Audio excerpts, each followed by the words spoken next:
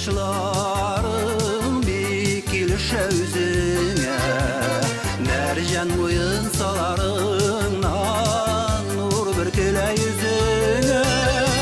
Ey güzellerinin güzeli, üzeklerini üzmeli, kildim eli senin yanına, kildim eli üzmedim. Ey güzellerinin güzeli, üzeklerini üzmeli, kildim eli senin yanına, kildim eli üzmedim.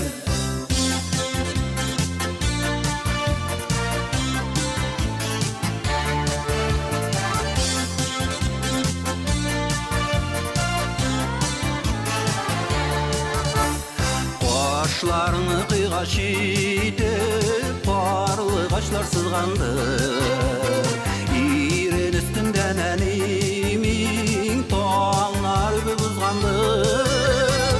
Ey güzellerinin güzeli, üzeklerini üzmeli, sırlı qaraşların bilen nur taratıp uzeli. Ey güzellerinin güzeli, üzeklerini üzmeli, sırlı qaraşların bilen nur taratıp uzeli.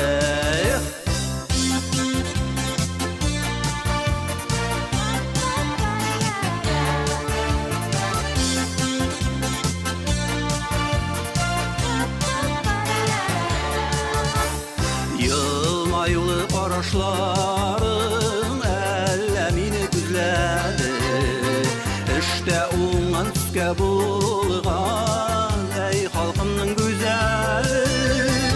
Ey güzellerinin güzeli, üzeklerini üzmeli, saf məhəbbət deryasında akış bulup gezeli. Ey güzellerinin güzeli, üzeklerini üzmeli, saf məhəbbət deryasında akış bulup gezeli.